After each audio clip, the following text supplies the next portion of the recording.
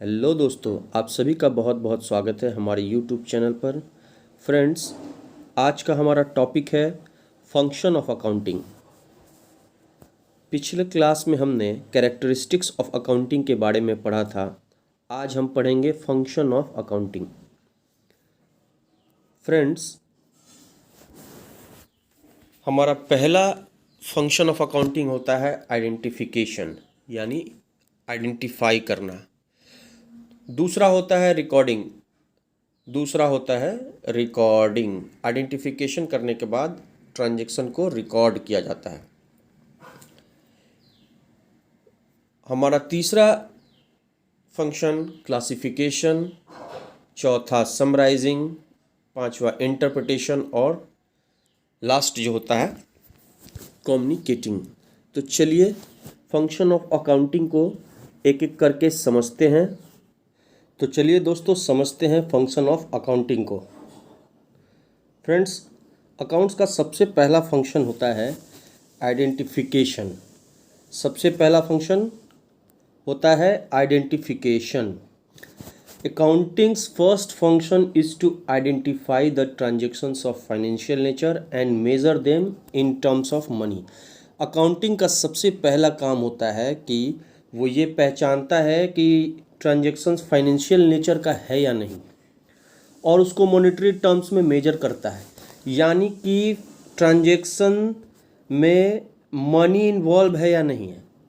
अगर वो financial nature का नहीं है, मनी इन्वॉल्व नहीं है, तो ट्रांजैक्शंस को अकाउंट्स के बुक में रिकॉर्ड नहीं किया जाएगा। और उसके बाद अकाउंट्स ये भी पहचानता है, ये भी देखता है कि इस ट्रांजैक्शंस को मॉनेटरी टर्म्स में लिख सकते हैं या नहीं, यानी कि मनी के फॉर्म में लिख सकते हैं या नहीं। जैसे हमारे इंडिया में रुपीज़ चलता है, तो हम इसे रुपीज़ में व्यक्त कर सकते हैं कि नहीं, मॉनेटरी टर्म्स में व्यक्त कर सकते हैं या नहीं। तो सबसे पहला काम अकाउंटिंग का identification of transaction, that it is of financial nature and it can be measured in terms of money, कि ये फाइनेंशियल नेचर का है या नहीं और इसे मॉनेटरी टर्म्स में हम मेजर कर सकते हैं या नहीं। ये सबसे पहला फंक्शन होता है। आइए, आइडेंटिफिकेशन के बाद अकाउंटिंग का दूसरा फंक्शन यानी कि दूसरा काम होता है रिकॉर्ड करना, recording. After identifying the transactions it is recorded in the books. Transactions को आइडेंटिफाई करने के बाद इसे हम बुक्स में यानी कि अकाउंट्स के बुक्स में लिखते हैं, और जहाँ पे हम लिखते हैं अकाउंट्स के जिस बुक में लिखते हैं उसे हम क्या कहते हैं, जर्नल कहते हैं। ट्रांजैक्शंस को सबसे पहले जर्नल में ही लिखा जाता है। Transactions are firstly recorded in the books of journal. तो फ्रेंड्स, अकाउंट्स का पहला फंक्शन आइडेंटिफिकेशन और उसके बाद रिकॉर्डिंग। जब हम ट्रांजैक्शन को आइडेंटिफाई कर लेते हैं तब उसको हम रिकॉर्ड करते हैं। रिकॉर्ड करने के बाद classifying is the next function of accounting. After recording in journal transactions are classified. कहता है कि जर्नल में रिकॉर्ड करने के बाद उसे ट्रांजैक्शंस को क्लासिफाई किया जाता है। Classification is simply that grouping of transactions of similar nature eight one place so that important informations related to that group can be obtained easily। दोस्तों, ग्रुपिंग का मतलब एक तरह के ट्रांजैक्शंस को एक जगह लिखना होता है ताकि उस ग्रुप से रिलेटेड, उस ट्रांजैक्शन से रिलेटेड सारी सूचनाएं हमें एक साथ मिल जाए। और ये ग्रुपिंग कहाँ होता है? ये ग्रुपिंग होता है दोस्तों लेजर के अंदर। ट्रांजैक्शंस रिकॉर्ड किए जाते हैं जर्नल में और उसके बाद रिकॉर्डेड ट्रांजैक्शंस आर क्लासिफाइड। कहाँ पे किए जाते हैं? इसे हम जर्नल में, लेजर में करते हैं। दोस्तों, आगे हम समझेंगे जर्नल और डिटेल में समझेंगे जर्नल और लेजर के बारे में। तो अभी रिकॉर्ड करने के बाद नेक्स्ट फंक्शन जो होता है वो क्लासिफिकेशन होता है। आइए अब नेक्स्ट फंक्शन पे चलते हैं।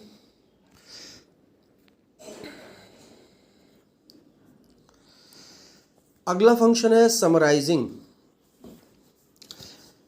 Classified data are summarized in a manner which is understandable and useful to management and other users। यानी कि कहता है कि क्लासिफाइड डेटा को ऐसे समराइज किया जाता है कि वो मैनेजमेंट और जो भी दूसरे यूजर्स हो उनको वो अकाउंटिंग डेटा आसानी से समझ में आ जाए और उनके लिए वो यूज़फुल हो। समराइजिंग के अंदर हमारा जो अकाउंटिंग डेटा होता है उसको हम ऐसे प्रेजेंट करते हैं, इस तरह से समराइज करते हैं कि वो आसानी से समझ में आ जाए और यूज़फुल हो। किसके लिए? मैनेजमेंट को आसानी से समझ में आए और मैनेजमेंट के लिए यूज़फुल हो, और जो भी दूसरे यूजर्स है वो दूसरे यूजर्स कोई भी हो सकते हैं, government employ, proprietor, owner, creditor, lender.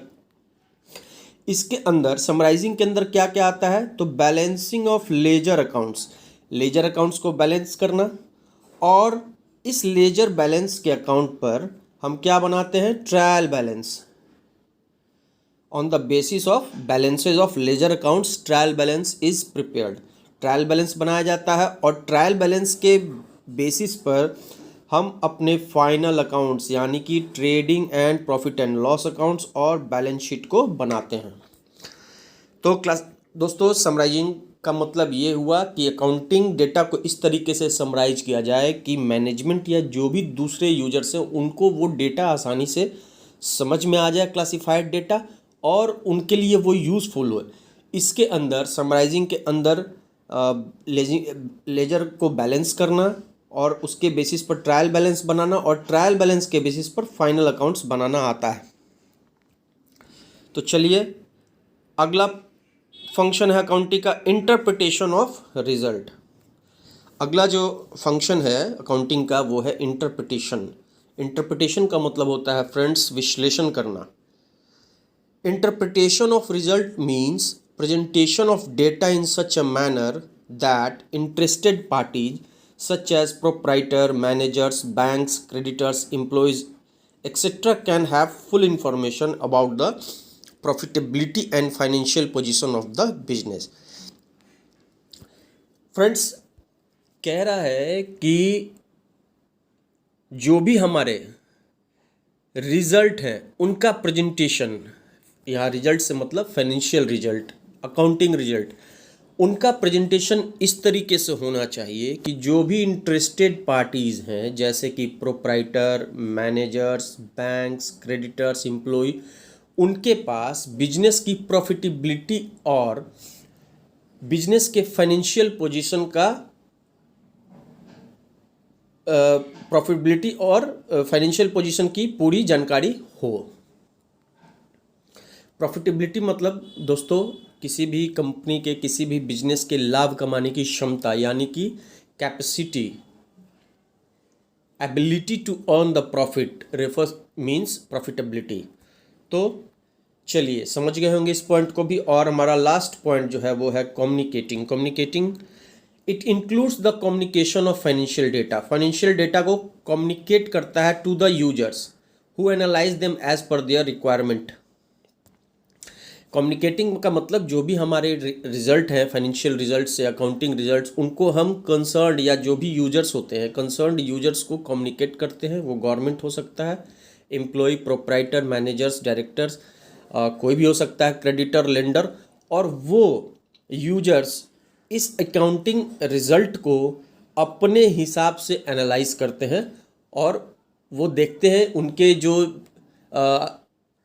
उनके लिए जो आवश्यक सूचनाएं हैं वो अकाउंटिंग रिजल्ट हमारा मीट करता है या नहीं, उसको वो देखते हैं। तो फ्रेंड्स, आशा करते हैं कि आज का टॉपिक आपको समझ में आ गया होगा। ऐसे ही हमारे वीडियोस को देखते रहिए, हमारे वीडियोस को लाइक और शेयर कीजिए अपने दोस्तों, मित्रों, सगे संबंधियों में। हमारे वीडियो को ज़्यादा से ज़्यादा शेयर करें। साथ ही फ्रेंड्स, हमारे चैनल को सब्सक्राइब भी करें ताकि आपके सपोर्ट से, आपके प्रोत्साहन से हम भी प्रोत्साहित हो और भी अच्छी वीडियो आपके लिए लेकर आए। चलिए आज की वीडियो को यहीं विराम देते हैं। Thank you very much.